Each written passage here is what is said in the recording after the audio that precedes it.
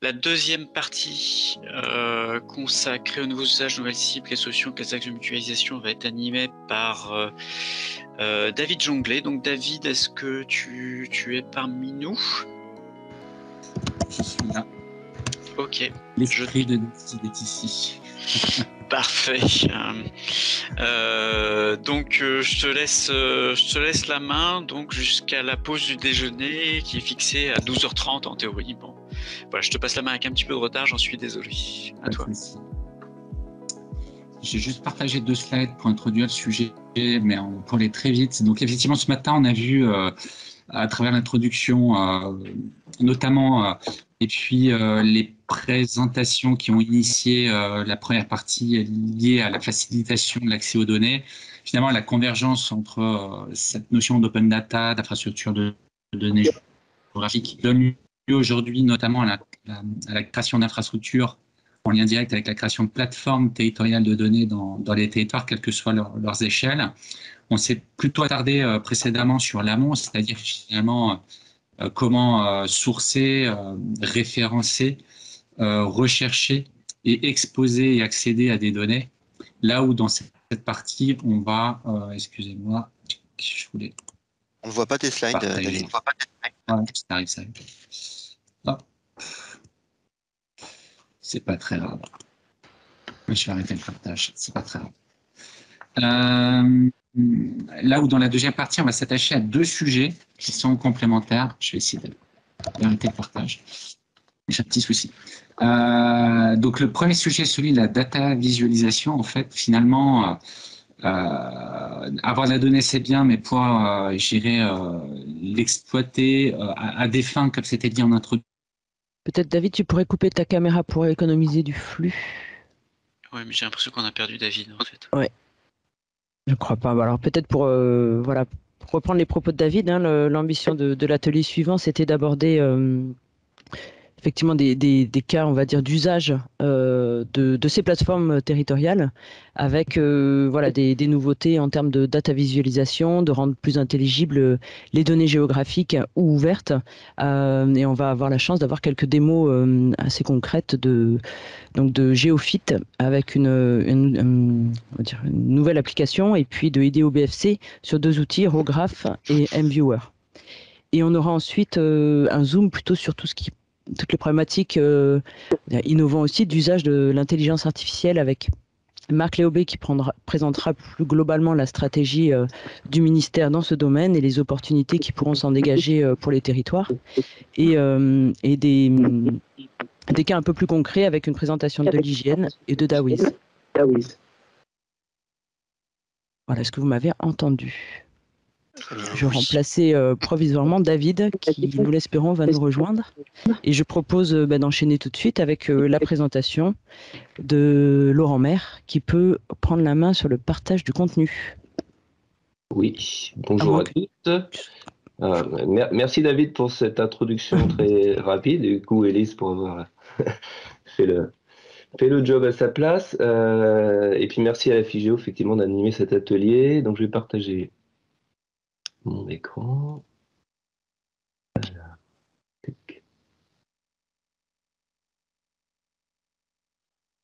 Voilà, est-ce que c'est bon pour tout le monde? Oui. David, donc, alors, du coup, comment tu avais perdu, j'ai fait la petite présentation à ta place. Et Laurent Maire allait prendre la main. Ouais. On entend très mal, David. Et il y a un écho aussi. Si tout le monde peut couper son micro, ça a l'air d'être mieux. Du coup, je démarre? Oui, tout à fait. Oui, ok. Voilà, donc moi je suis Laurent Maire, je travaille chez Géofit, je suis responsable du service système d'information. Et donc le but là de ma présentation, c'était alors déjà d'introduire la data vis, donc vraiment très rapidement sur plutôt notion de concept, si vous voulez bien tourner. Voilà, hop.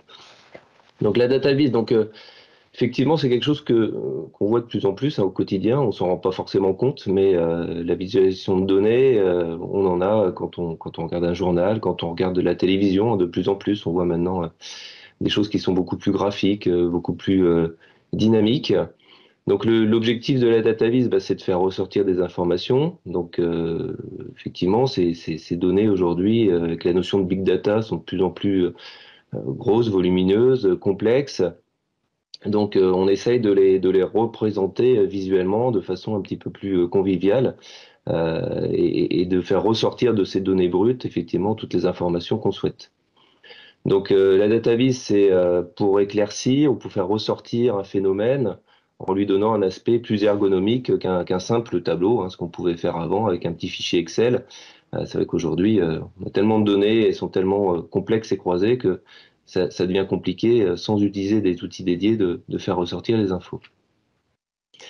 Donc à la base, pour faire de la data vis, on avait un peu le croisement de deux métiers, donc le data scientist, donc qui va récolter, analyser les informations, et puis pour les rendre visuelles, jolies, on va dire, il y avait l'infographiste qui les rendait lisibles avec une représentation graphique. Alors maintenant, on a quand même des nouveaux outils qui arrivent, qui permettent de simplifier et de donner accès à des non-spécialistes de la data vis. Donc on a Qlik, Power BI de Microsoft, et puis Metabase, donc un module open source que je vous présenterai un peu plus tard. Donc pour qu'un module de data vis soit pertinent, déjà, il faut techniquement qu'il puisse se raccorder à la plupart des systèmes d'information. Ainsi, fusionner différentes informations, alors interopérables hein, au maximum, on en a parlé avant, effectivement, il faut que ces données soient quand même ouvertes avec des formats qui puissent être consommés par ces applications. Alors, la data vis à la géodata vis, donc effectivement, la data vis à la base peut être un peu limitée quand on veut traiter des données géographiques. Donc, c'est pour ça que de plus en plus, dans notre écosystème géomatique, on a la convergence entre des solutions SIG et puis la data vis plus classique. Donc en fait, ça permet de faire varier le SIG en croisant ces deux outils, permet de faire varier les représentations à partir de critères spatiaux, et puis ainsi prendre des décisions de manière visuelle et intuitive en tenant compte du contexte géographique. Donc en fait, ça devient de la géodata vis. J'ai vu ce mot-là commencer à apparaître un petit peu à droite à gauche, et tout simplement, on est sur des solutions de géodécisionnelles. Alors, ce que je vais vous montrer là de façon plus concrète, c'est trois façons de la faire, la data vis, dans notre nouvelle plateforme IGEO, donc la plateforme GeoFit. Donc notre plateforme, on l'a créée un petit peu comme ce que présentait Gaëtan tout à l'heure. Enfin, Gaëtan en a parlé, c'est un peu sous forme d'un hub collaboratif. Donc on a assemblé des modules open source autour d'un gestionnaire de contenu statique qui s'appelle Gatsby. Donc c'est un projet open source aussi hein, qui est basé sur React. Alors nous, on s'est débarrassé de tous les CMS clés en main, type WordPress ou Joomla, parce qu'effectivement, on avait ça sur notre ancienne plateforme. On trouvait que c'était assez lourd finalement. On avait beaucoup de fonctionnalités, mais presque trop, et des difficultés en termes d'évolution. Et donc, on est parti sur quelque chose d'un petit peu plus simple, du coup plus modulable, plus performant, puisque c'est un CMS statique. Donc, on publie le site et ensuite, il est du coup directement accessible en web et un peu plus sécurisé puisqu'on du coup on n'a pas de lien avec la base de données, on publie en fait ça directement. Donc les modules, là on n'a rien réinventé, on a pris un petit peu du standard, on a essayé de piocher ce qui nous paraissait être les modules les plus pérennes et les plus performants. On a une base de données Postgre, on a un GeoServer, on a PDO pour le gestionnaire de fichiers, on a un module de collecte, on a un module 3D, et les deux modules sur lesquels je vais m'attarder, c'est MapStore, donc le module Carto, et Metabase, le module de data vis qu'on a intégré aussi à la plateforme.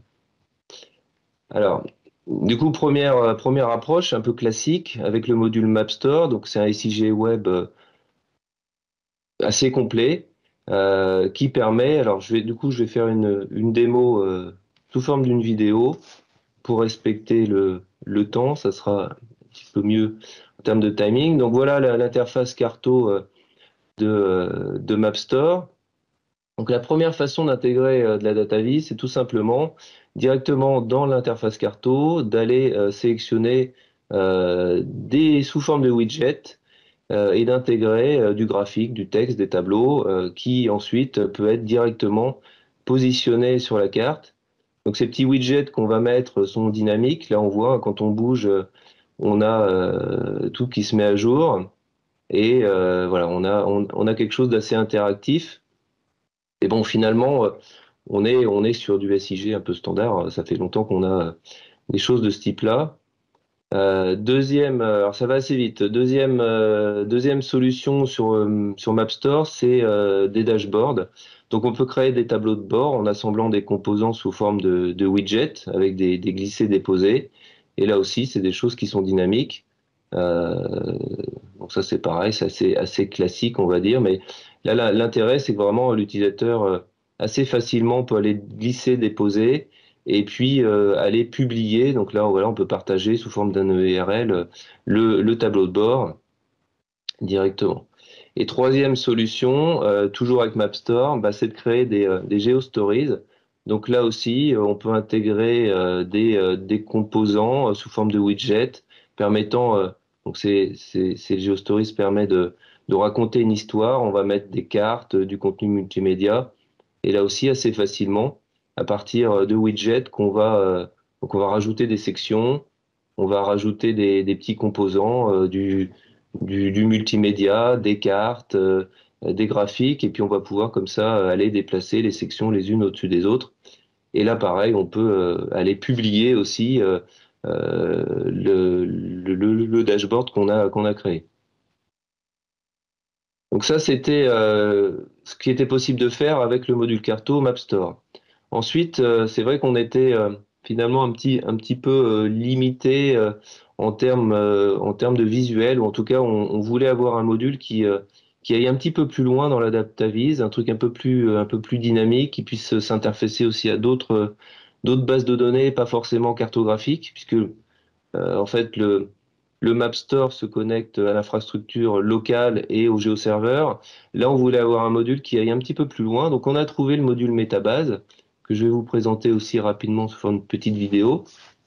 Donc, le module Metabase permet de créer des petits composants de DataVis sous forme de questions.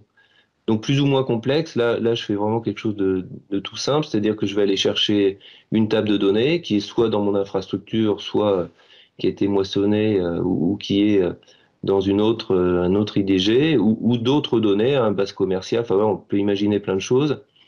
Là, par exemple, je crée un petit module, une petite carte interactive de la donnée géographique. Donc, je la sauvegarde sous forme d'une petite brique. Donc, je sauvegarde cette question. Vous allez voir après, ça, c'est la première étape. En fait, on va faire des petits modules. Et puis on va constituer petit à petit, je vais mettre dans ma bibliothèque.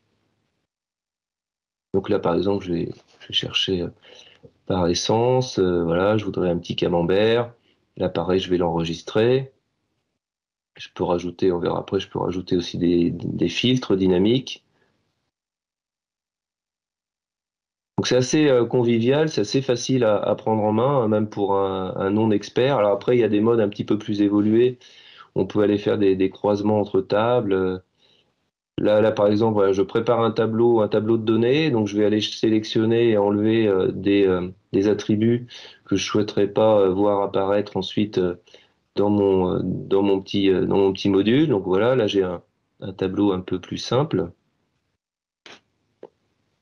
On va se laisser 2 minutes encore, Laurent. Il n'y a plus que 2 minutes? Pardon. Ouais. D'accord. Ah, ça va vite. On va essayer, voilà. Donc là, donc après, une fois que j'ai créé tous mes petits modules, et ben, en fait, je vais les assembler au sein d'un dashboard où je vais pouvoir assez facilement, pareil, aller positionner, déplacer. Et donc ce dashboard, bah, de la même façon, une fois que je l'ai créé, bah, je peux aller le diffuser, l'enregistrer et le diffuser. Alors, je vais peut-être passer du coup à la dernière partie. Voilà, donc ça c'était sur le principe. Hop. Et en fait, l'idée qu'on avait nous sur notre portail, c'était effectivement de combiner un petit peu les deux. À la fois, je crée du contenu et de la carte sur MapStore, et de l'autre côté, je crée aussi effectivement de la data vis, des dashboards ou des petits modules de DataVis sur Metabase.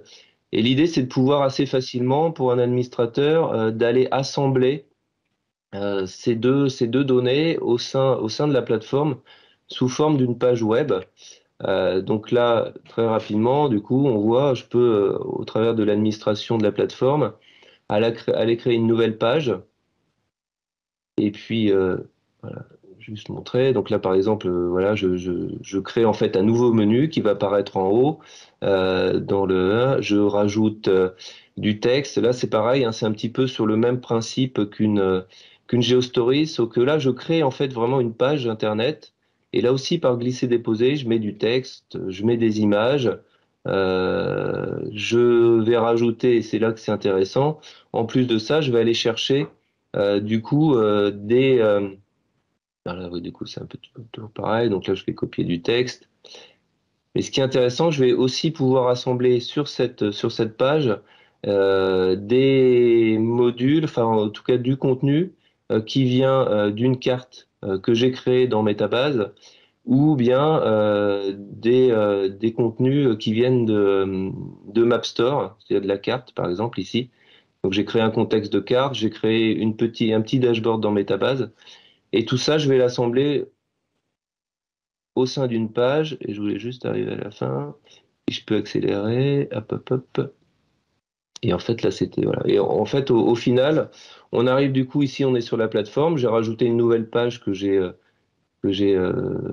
nommée, voilà. Ici, j'ai une autre page où j'ai du contenu de DataVis dynamique, j'ai du contenu éditorial, j'ai des petites cartes dynamiques, et j'ai aussi, du coup, plus bas, voilà, un contexte MapStore qui peut apparaître.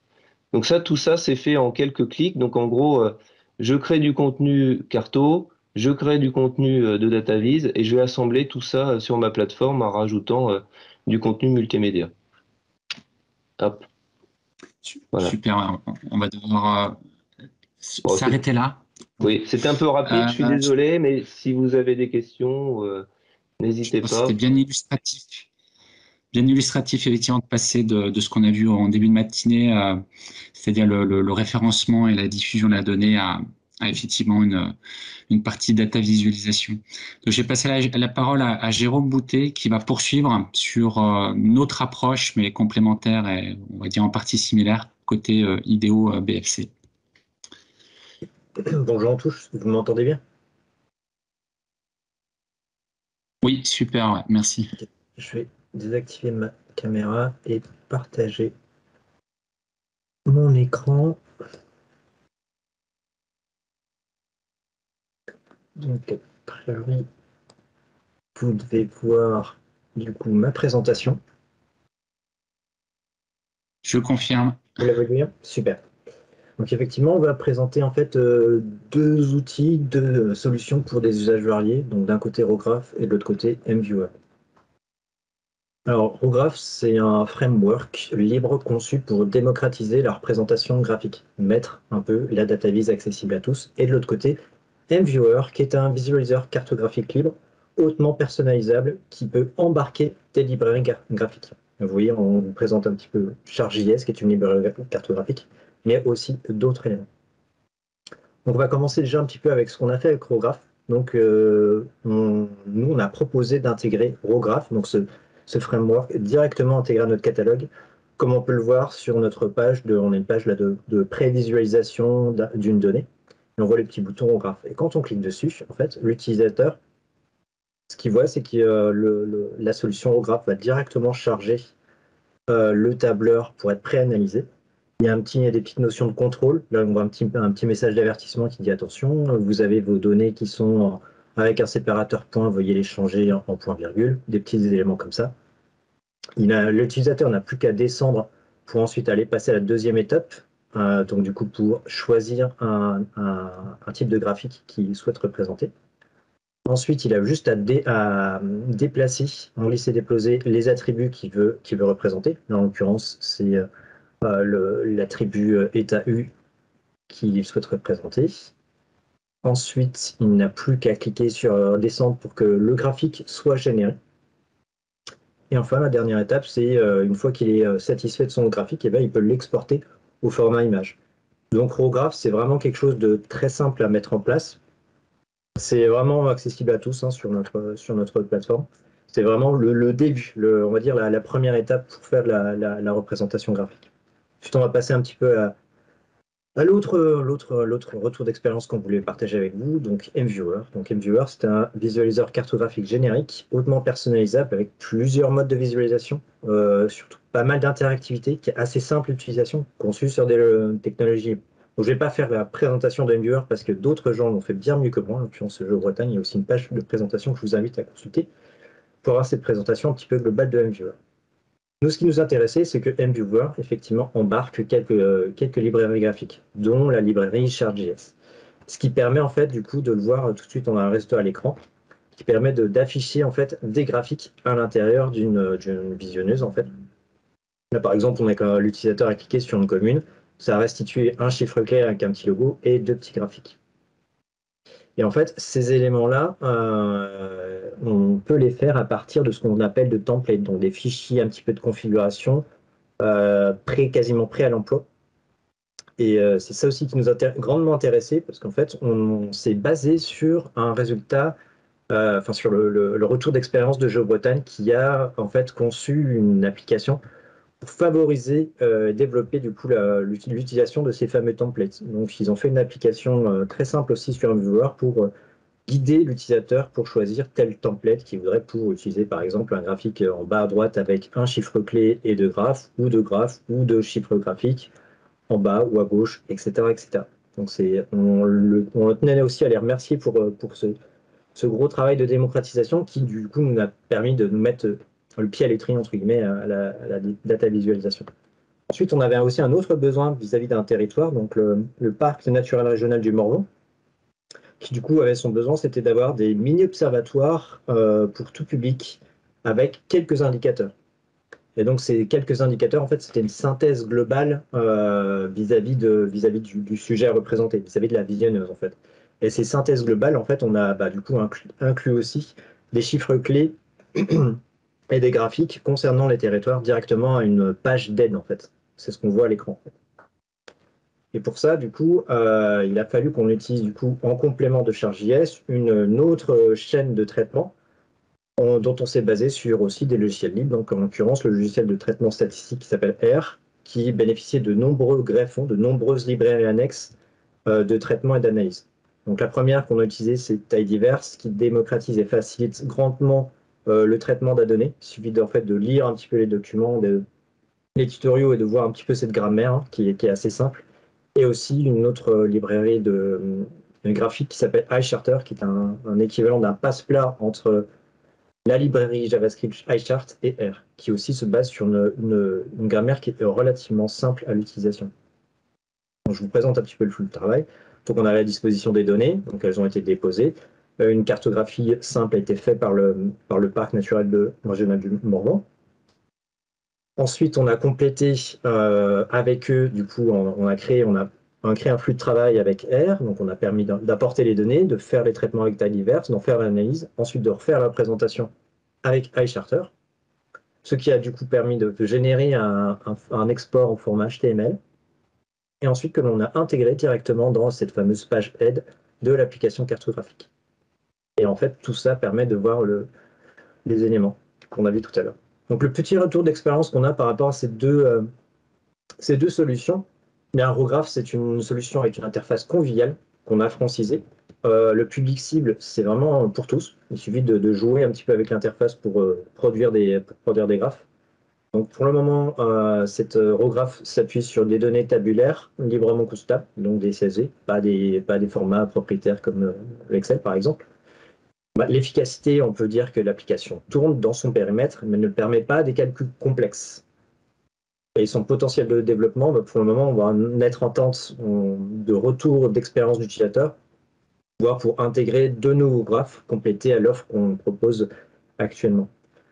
De l'autre côté, le MViewer, c'est une solution de représentation qui est hautement personnalisable. Donc tout le côté coulisses, back-office, ça s'adresse vraiment à des techniciens un petit peu chevronnés, parce qu'il faut maîtriser faut maîtriser d'abord la plateforme IDEO-BFC pour déposer, valoriser ces données. Il faut aussi un petit peu avoir des bases dans le HTML. Et ensuite, vous s'appropriez un petit peu ces notions de template.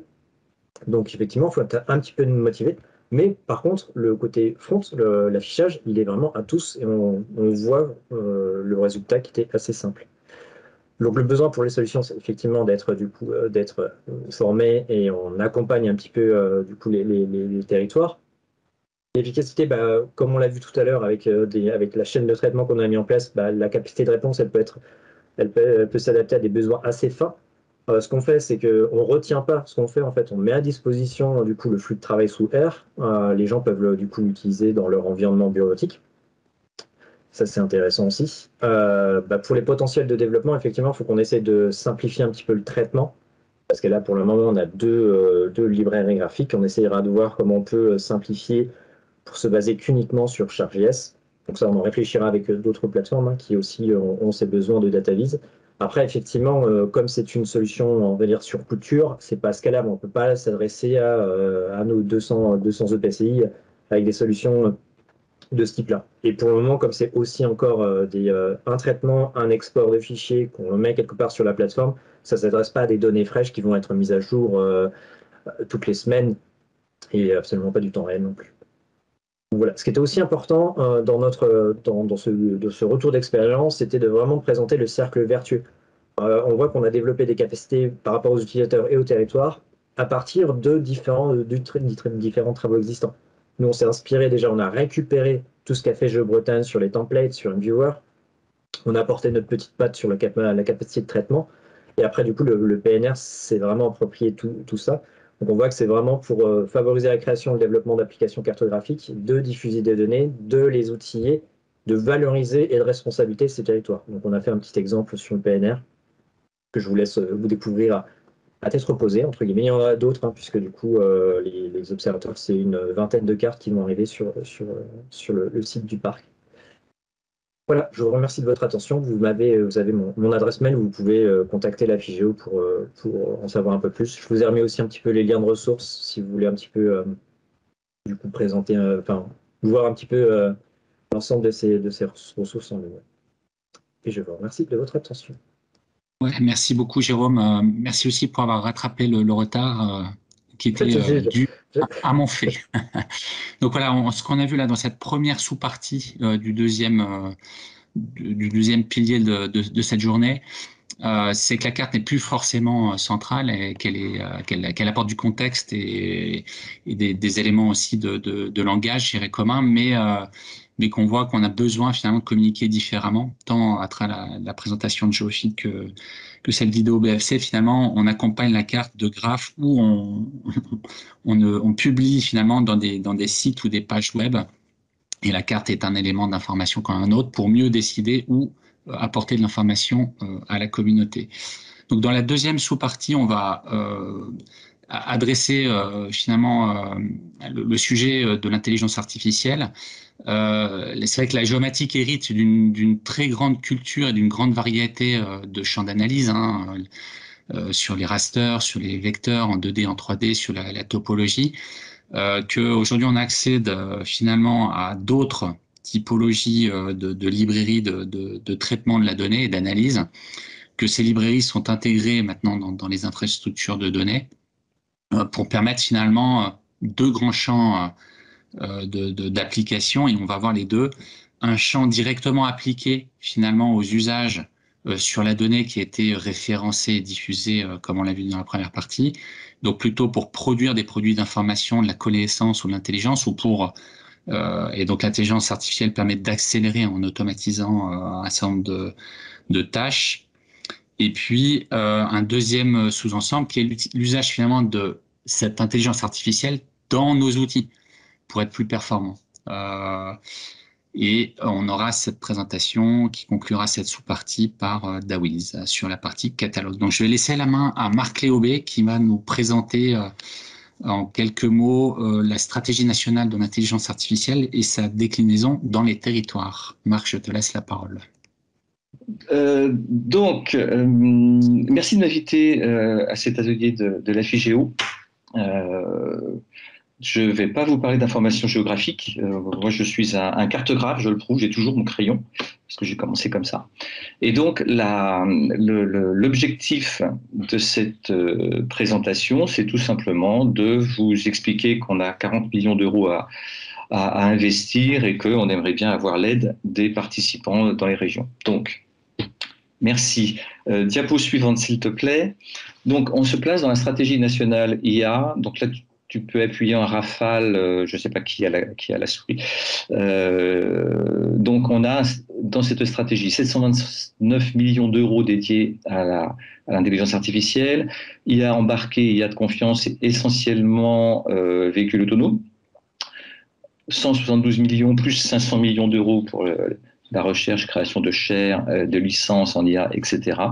Et 107 millions pour la diffusion, il y a encore quelques clics, pour la diffusion de l'IA dans l'économie avec, nous y arrivons, les démonstrateurs pour l'IA verte, c'est un raccourci, et des challenges de données IA qui servent à faire entrer l'IA dans les territoires par le biais de 40 millions d'euros pour ce qui nous concerne. Diapo suivante. C'est donc l'Ecolab qui est le responsable de ce volet.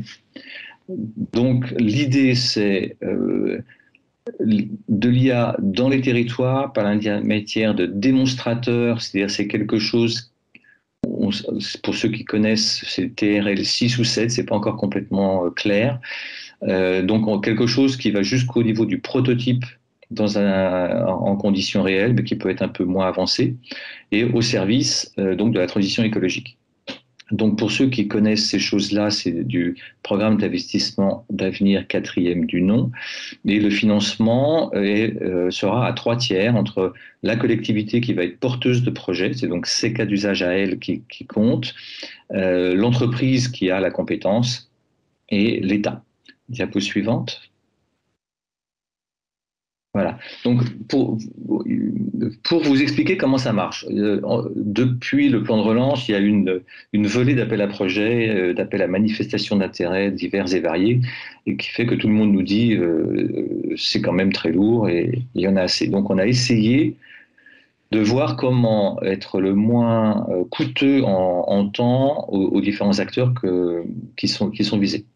Donc, par exemple, on a établi de liens avec des stratégies d'accélération ville durable et bâtiments intelligents qui lancent en effet une volée d'appels à projets de 30 à 40 millions d'euros chacun.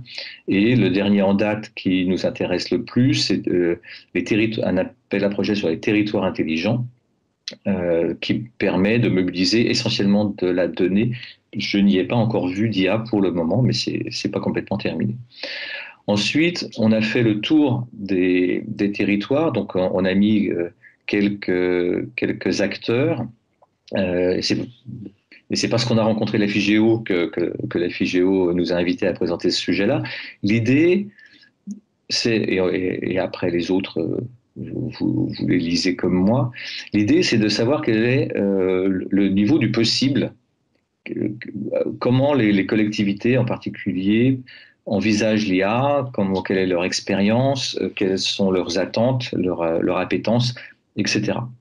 Donc, aujourd'hui, ça n'engage que moi et pas l'Ecolab.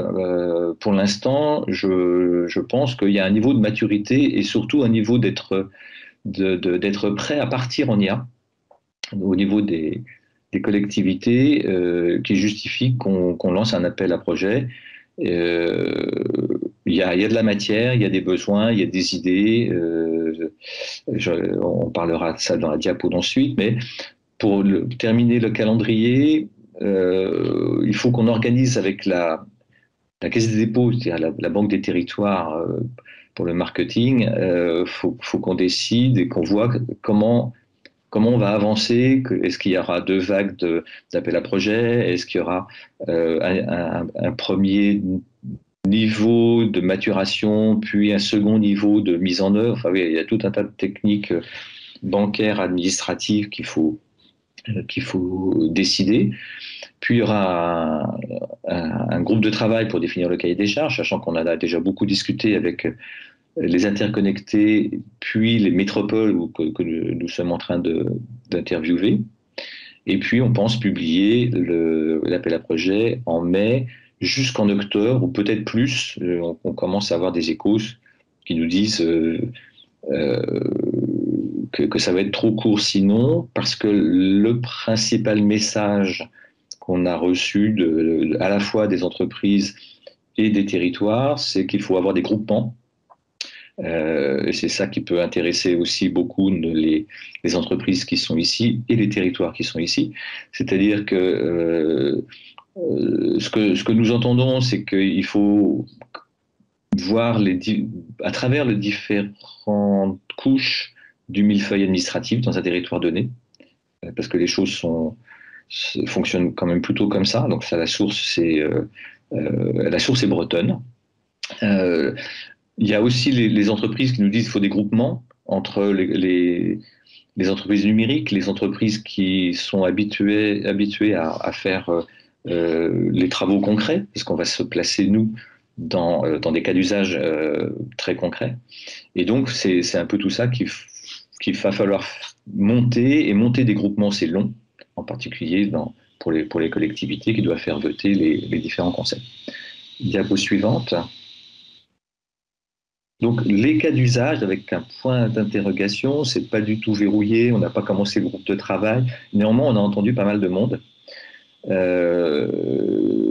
Donc, vous voyez qu'on travaille non pas par ressources, donc typiquement, il n'y a pas l'item énergie, mais parce qu'on travaille vraiment dans les cas d'usage qui sont la façon d'approcher des collectivités plus que par ressources. Donc, j'ai mis quelque chose issu des différents entretiens. Donc, il y a un filtre qui est un filtre politique, qui est que la priorité, c'est les bâtiments existants, parce qu'il se construit trop peu de bâtiments neufs pour que ça ait un impact sur la trajectoire carbone du pays. Donc, on a des problématiques de modélisation, en particulier une modélisation des bâtiments existants avec du LIDAR to BIM sur des aspects à l'intérieur du bâtiment qui peuvent être la conception, mais aussi la gestion, c'est-à-dire l'évolutivité du bâtiment le long de sa vie, bien évidemment l'énergie, les matériaux, etc. Ville durable, donc le mot-clé jumeau numérique que vous attendiez tous, s'impose évidemment avec à peu près tout ce qu'on peut imaginer dans un jumeau numérique d'une ville durable qui, d'habitude, est quand même cible plutôt une facette ou quelques facettes de la ville que l'intégralité de la ville, vu les technos disponibles aujourd'hui. La participation citoyenne, parce que d'abord dans la ville durable, c'est un des critères obligatoires pour le label ville durable, et d'autre part parce que l'expérience du grand débat national montre que c'est assez compliqué d'avoir une analyse neutre des différents cahiers de doléances, pour parler grand débat national, ou différentes participations du public. Et donc c'est quelque chose qui compte, et aussi pour montrer que l'IA et la transition écologique, c'est pas juste de la techno. Ça nous semblait intéressant. Ensuite, évidemment, les mobilités, avec par exemple l'optimisation des places de parking, auxquelles je n'avais pas obligatoirement pensé, je n'avais jamais vu cet aspect-là. Or, quand on discute avec les différentes entreprises qui travaillent sur le sujet de la ville nouvelle, on va dire, c'est des choses qui ressortent, et tout ce qui est circulation décarbonée, etc., etc. Et puis enfin, l'économie circulaire, avec la gestion des déchets, mais aussi la gestion du BTP. On a, par exemple, il y a Plaine Saint-Denis qui avait un projet dans le cadre de Paris 2024 sur l'économie circulaire liée aux déchets du BTP, puisque la majorité des travaux de Paris 2024 vont se situer dans le 93. Et par ailleurs, dans Paris 2024, pourrait être une opportunité pour le monde de l'information géographique sur ce volet IA aussi, parce que premièrement, il y a quelques enjeux. Deuxièmement, il y a probablement des opportunités d'alliance et de groupement donc, qui favoriseraient ça. Et troisièmement, parce que j'ai eu un papier ce matin d'un collègue spécialiste de l'observation de la Terre et du satellitaire, en particulier dans le milieu de la défense, qui signale que pour l'instant, on n'a pas de structure d'information géographique organisée pour gérer les différents aspects de Paris 2024, dont une bonne partie ne se passera d'ailleurs pas à Paris, ni même en Île-de-France, si j'ai bien compris. Donc il y a une opportunité, je vous dis ça, je ne vous dis rien, sur le fait d'avoir dans ces cas d'usage, peut-être des choses liées à Paris 2024 qui permettraient de booster certains aspects d'intelligence artificielle dans vos différentes activités. Diapo suivante. Oui. On va peut-être se laisser 3 minutes encore. Oui, puis il y a une question. Il reste une diapo. Et non, moi je n'ai pas. Il reste même pas de diapo. Bah, tu vois, non. Si ça, c'est pas de l'entraînement. Okay, peut-être que tu nous avais renvoyé une autre version, mais effectivement là, moi ça s'arrêtait à la diapo 5, cas d'usage. Oui, non, mais bon, ça tombe bien. Il y a une question, Marc. Est-ce qu'il y a des synergies prévues avec les démarches déjà engagées par l'Agence environnementale européenne de l'environnement et l'ESA sur le spatial également? Aucune. D'une part parce que je travaille régulièrement encore avec l'Agence européenne de l'environnement et qu'à ma connaissance, ils ne font rien du tout. Et que l'ESA annonce des choses, mais pour l'instant, ils annoncent qu'ils vont faire un début de réflexion sur des hypothèses d'espace commun de données. Donc pour l'instant, il se trouve que quand je ne fais pas de l'IA, j'ai encore un volet de négociation européenne sur un machin qui s'appelle Inspire. Et pour l'instant, les espaces communs de données européens, il n'y a rien de concret. Donc, on fait déjà une stratégie nationale. La stratégie nationale IA vise à avoir des champions nationaux. Donc, évidemment, si on fait des choses au niveau européen, c'est parfait. Mais aujourd'hui, on aimerait déjà pouvoir aider les entreprises françaises typiquement à avoir des produits qui arrivent sur le marché et les aider à passer à l'échelle. Ok, juste une dernière question pour rappel. Donc il y a des subventions à la hauteur de 40 millions qui vont arriver.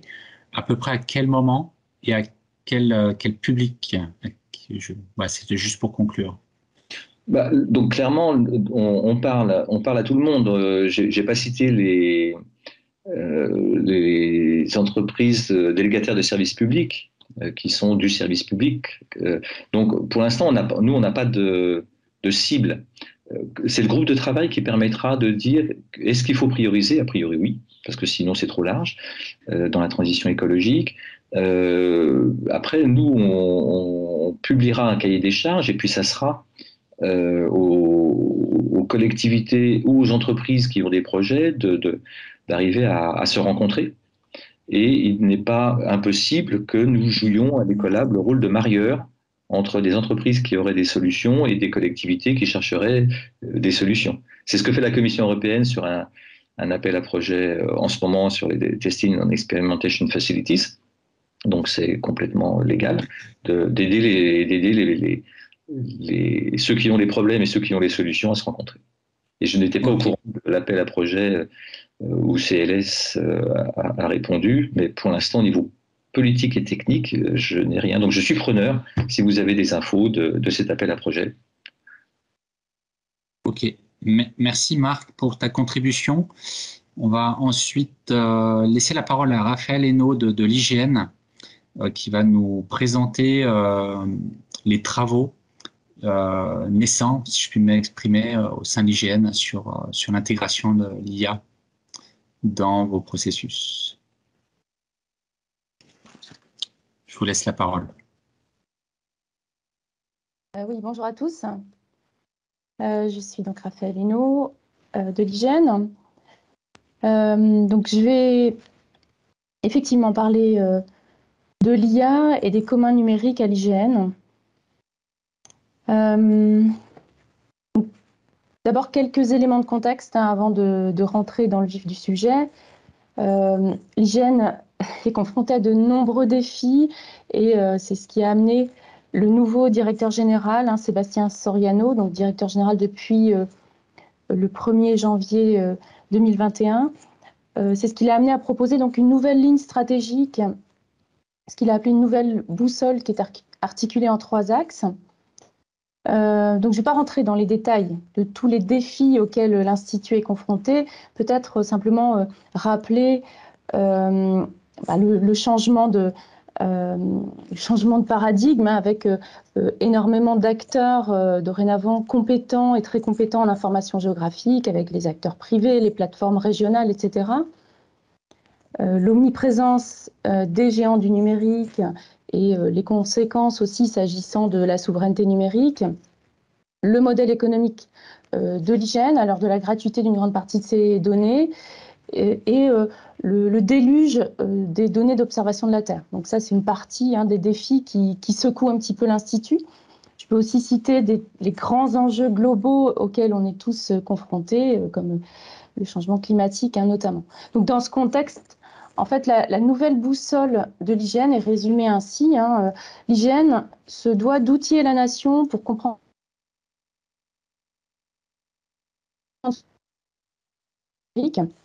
et donc ça se décline en 3 axes.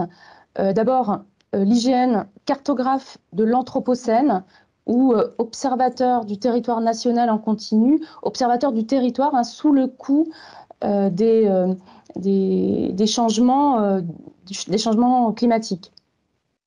Ensuite, IGN, acteur des communs numériques, hein, c'était en effet dans le titre de mon intervention. Et enfin, IGN, cartographe, compagnon des découvertes et des représentations.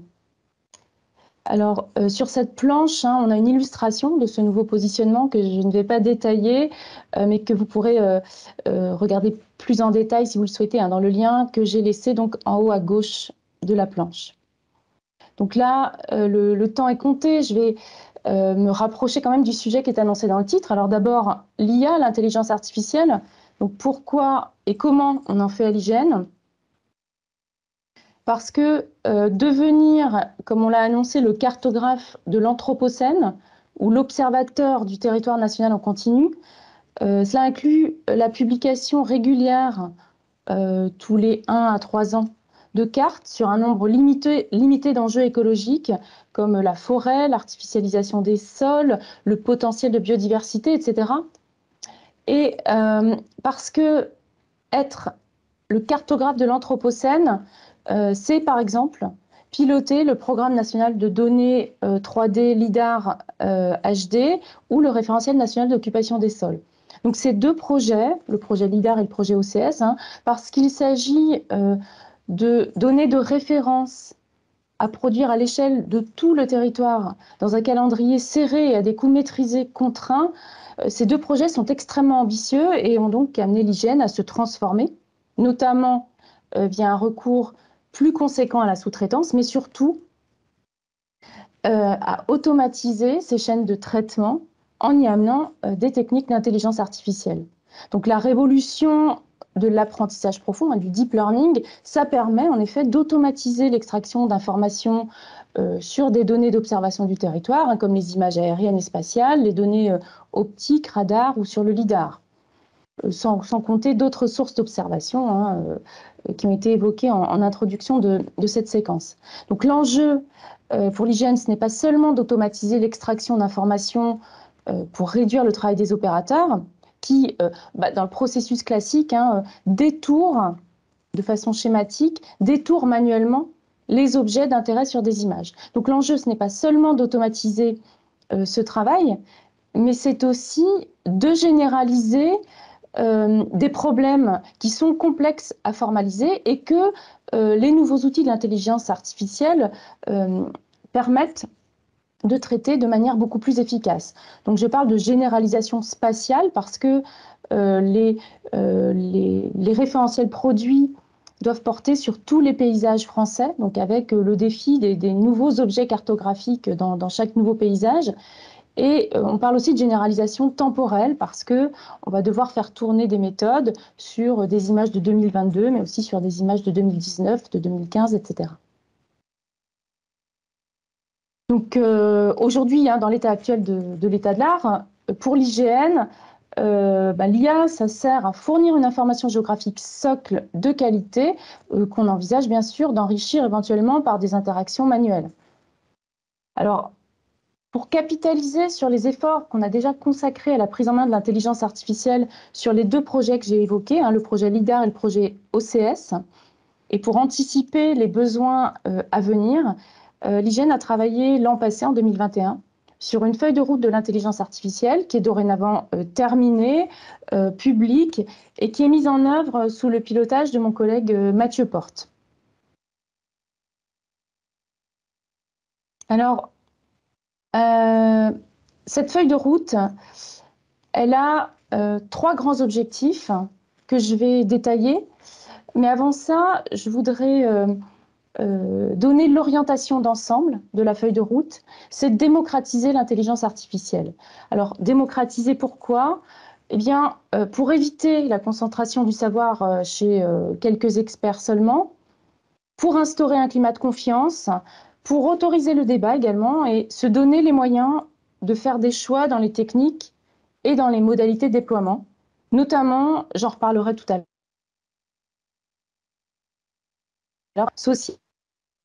Donc démocratiser, c'est à la fois diffuser et rendre accessible, donc au sein de l'Institut, mais aussi pour toute la communauté, et c'est également ouvrir à la discussion. Donc ce préalable étant posé, les objectifs que l'on s'est fixés sont d'abord d'entretenir les capacités techniques en matière d'intelligence artificielle qui permettent de conduire les grands projets d'automatisation qu'on a déjà lancés. Je les ai cités, c'est essentiellement le projet LIDAR HD, le projet de production d'un référentiel d'occupation des sols selon la nomenclature de l'OCSGE. Donc on doit déjà entretenir les capacités pour continuer ces 2 grands projets, mais c'est aussi se donner une marge dans nos ressources en intelligence artificielle pour permettre plus d'expérimentation, plus de R&D en dehors des grands projets et bien sûr permettre aux agents qui sont impliqués dans ces grands projets, de pouvoir lever un peu le nez et leur laisser suivre au plus près l'état de l'art technologique. C'est aussi se donner une capacité de prendre en charge de nouveaux projets, et en particulier le projet de structurer des communs en intelligence artificielle pour l'information géographique et forestière. Donc enfin, le 3e objectif, c'est soutenir et participer aux communautés intelligence artificielle pour la cartographie de l'Anthropocène et donc participer ainsi activement à la transition écologique en favorisant la création et l'entretien régulier d'observations fines du territoire qui sont donc indispensables au suivi des changements rapides du territoire sous le coup de l'activité humaine. Alors plusieurs axes ont été définis pour atteindre ces 3 objectifs. Le premier axe, il était évoqué dans le titre de cette présentation, le premier axe, c'est peut-être le plus important, c'est construire en commun. Parce que la tâche de produire des référentiels denses, fiables, fins, pour observer régulièrement le territoire et appuyer les décisions publiques, donc pour relever les défis du changement climatique, cet objectif-là, ça dépasse l'IGN, ça dépasse le périmètre de ce qu'un organisme seul peut traiter. Donc construire en commun, c'est indispensable, et en l'occurrence, ça prend plusieurs formes. C'est d'abord partager des modules de formation, partager des données d'apprentissage, des modèles entraînés, c'est co-construire des données d'apprentissage, et c'est également donc nouer des partenariats stratégiques pour jouer la complémentarité et pas la concurrence, pour mieux répondre aux enjeux des politiques publiques. Donc le deuxième axe de cette feuille de route,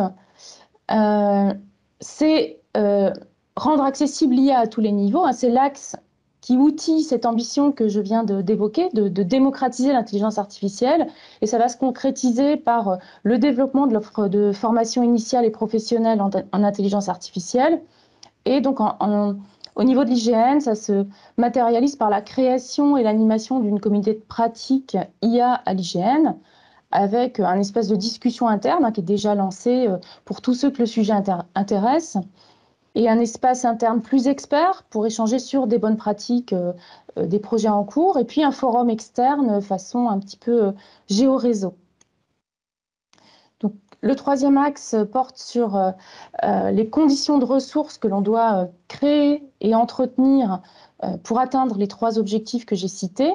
Donc, renforcer les ressources pour pouvoir faire des contributions crédibles dans les projets, donc notamment sur le plan des ressources humaines, via des recrutements et des formations initiales et professionnelles, pour arriver à horizon 2024 à 30 à 40 data scientists.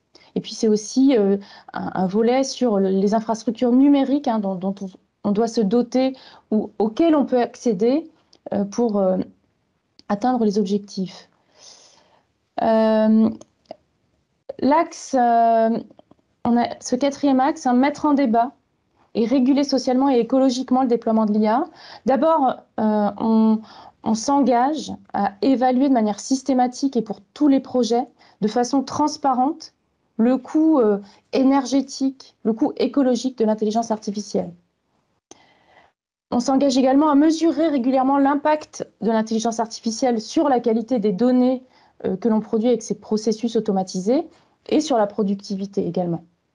Et enfin, on va également analyser de manière systématique les enjeux sociaux de l'intelligence artificielle, parce qu'il ne s'agit pas d'apprendre aux machines à remplacer les agents, mais vraiment de profiter de l'intelligence artificielle pour se réorganiser et pour augmenter la possibilité pour les agents d'exercer au mieux leur expertise.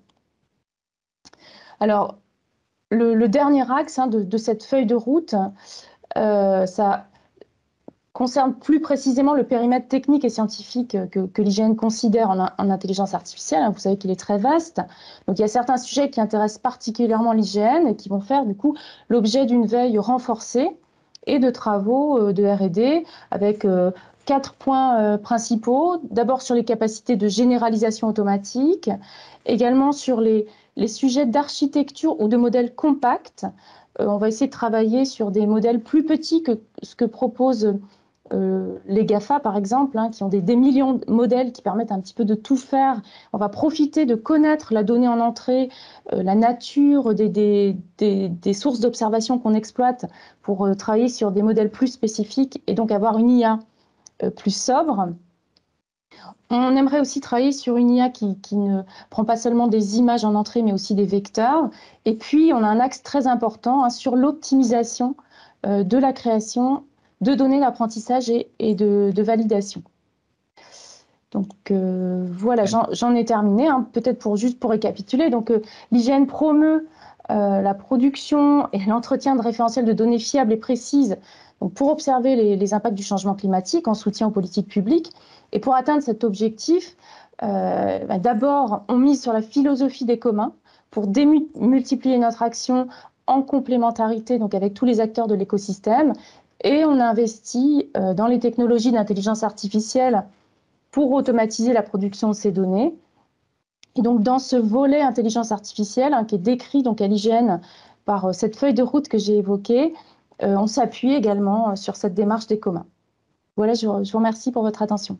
Ouais, merci beaucoup, Raphaël Hainaut, pour ces propos qui, pour moi, illustrent parfaitement l'interrogation de beaucoup de territoires, en tout cas dans les échanges que je peux avoir au quotidien, sur finalement l'intelligence artificielle, oui, mais comment? Et là, vous apportez beaucoup de réponses, voilà, à travers vos propos. Donc, merci. On va passer la main à Stéphane Le Lyonnais de Dawiz.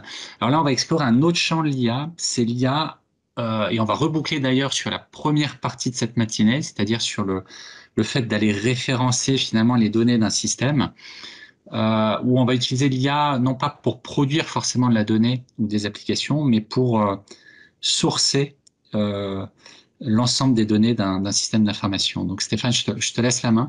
Ouais, merci David. Bonjour à tous et à toutes. Donc, et merci aussi à la FIGEO pour cette invitation. Alors, je vais peut-être juste couper ma caméra aussi pour optimiser le flux. Hop. Et normalement, tac. Ouais, c'est parfait. Merci. C'est parfait. Alors, je me présente, donc je suis Stéphane Le Lyonnais, donc je suis cofondateur de la société Dawiz. Et juste avant de commencer un peu sur une présentation de notre solution, pas de la solution, mais de l'apport de l'IA dans une solution de catalogage.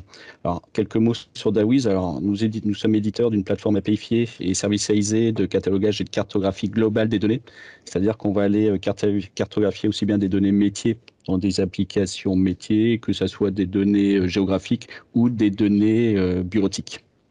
Alors, notre plateforme, voilà, garantie pure beurre, car tout est développé en Bretagne, alors, se base sur des algorithmes d'analyse et classification automatique et est entièrement interopérable avec des services existants.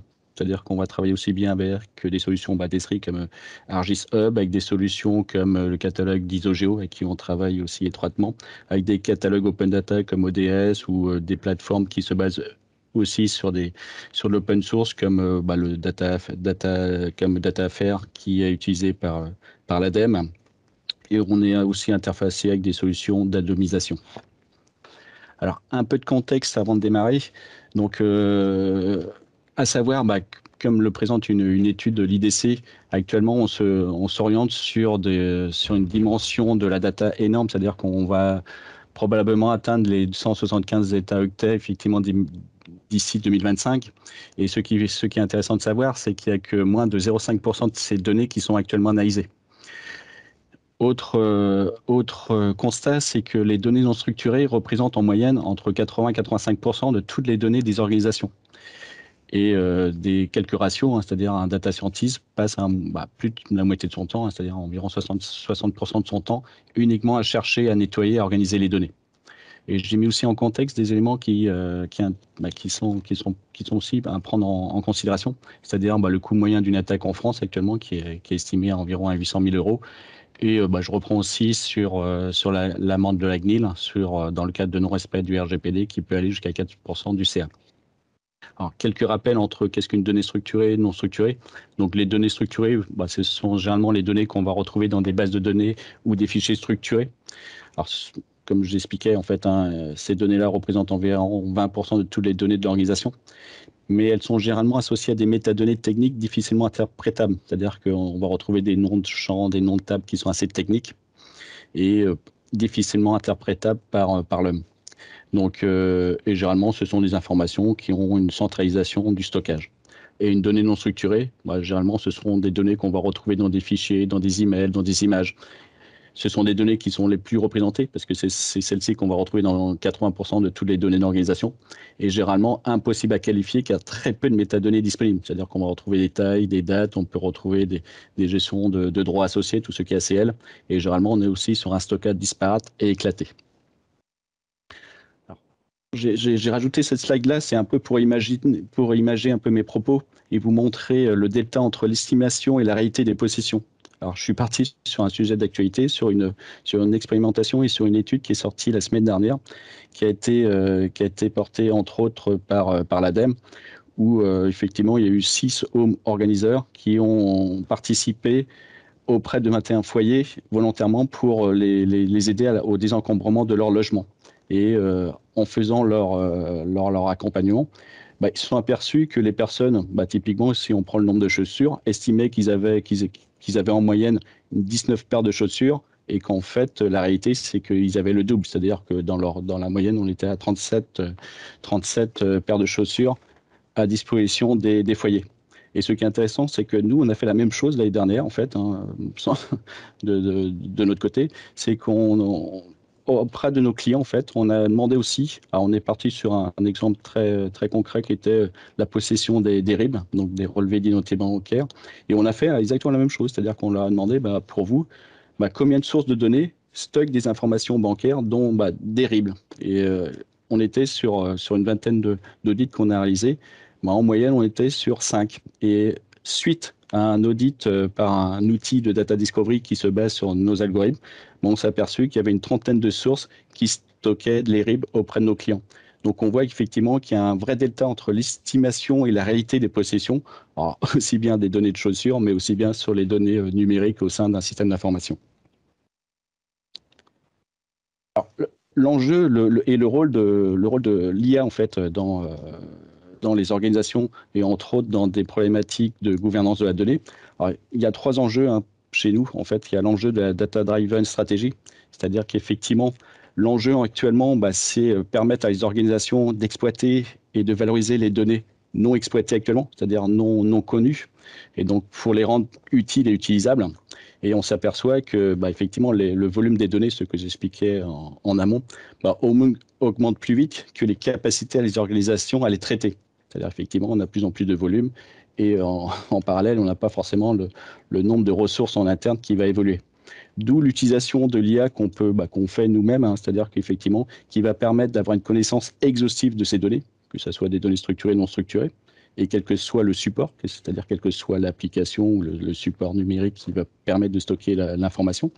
Mais ça va permettre aussi énormément un gain de productivité, c'est-à-dire effectivement, l'objectif, c'est pas augmenter des ressources humaines pour faire le travail de reconnaissance, d'identification, mais bien se baser sur des algorithmes de reconnaissance et de classification automatique.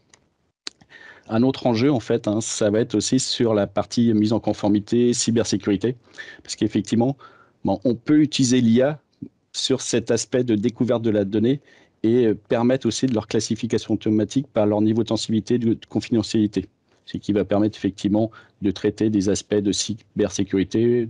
Typiquement, on peut faire du nettoyage, de l'archivage ou simplement pour mettre en conformité, rentrer dans une démarche de mise en conformité type RGPD par une meilleure connaissance de ces données. Et l'autre enjeu de l'IA qu'on peut être amené aussi à utiliser, c'est un enjeu. Alors, ça peut-être j'ai fait une erreur de frappe parce que je vois que c'est l'enjeu de conformité, mais en fait, c'est aussi de travailler sur la qualité de la donnée. C'est-à-dire qu'effectivement, l'IA peut permettre la découverte d'anomalies et mettre en exergue des défauts de qualité. C'est-à-dire qu'on peut voir des erreurs aberrantes par rapport à ce qu'on a l'habitude de voir dans le système. Donc, on est capable de mettre en exergue effectivement des potentielles anomalies et des potentielles erreurs de saisie ou autres problèmes de qualité.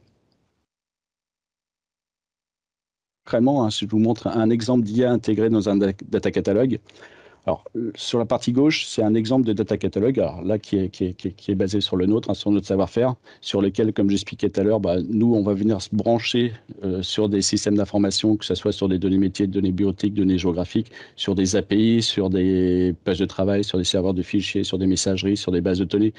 C'est à ce niveau-là aussi qu'on va travailler avec nos partenaires, effectivement, qui vont permettre d'aller cataloguer des données géographiques dans des catalogues existants. Et à partir de là, effectivement, nos clients, qu'est-ce qu'ils vont faire? C'est qu'ils vont décider d'un choix d'analyse. C'est-à-dire que nous, on est capable concrètement d'aller analyser, on peut aller aussi analyser aussi bien la métadonnée, c'est-à-dire que le nom des champs, le nom des tables, les en-têtes de colonnes d'un fichier Excel, par exemple, que au niveau de la donnée. C'est-à-dire que généralement, quand on traite de la donnée, on a des métadonnées et des données. Et là, effectivement, l'intérêt d'avoir une IA, c'est qu'on va être capable de travailler sur les deux niveaux. Sur les deux niveaux, avec une possibilité de travailler soit en mode exploratoire, soit en mode ciblé. C'est-à-dire, on a typiquement, si vous voulez, l'intérêt d'un IA, c'est typiquement de dire, tu vas faire une première itération, tu vas retrouver où on traite des champs commentaires, par exemple, et dans tous les champs commentaires, tu vas faire une réanalyse sémantique de toutes les informations saisies dans les champs commentaires. Donc là, on va être plutôt en mode ciblé sur une typologie de données. À partir de là, effectivement, le catalogue va gérer différentes dimensions. C'est-à-dire qu'on va gérer une dimension technique. Donc, typiquement, là, c'est lorsqu'on va venir analyser des données structurées, là, on va récupérer des métadonnées, des noms de champs, des noms de tables, alors ce qu'on appelle le dictionnaire des données. Alors, généralement, ça va être l'équivalent de schéma de base de données, sur lesquels, effectivement, l'IA, comment on peut l'utiliser? Par des algorithmes d'analyse.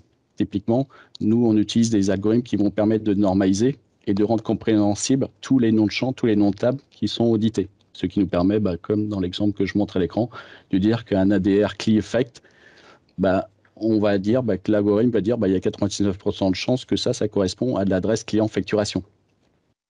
Alors, ce sont des algorithmes qui sont apprenants.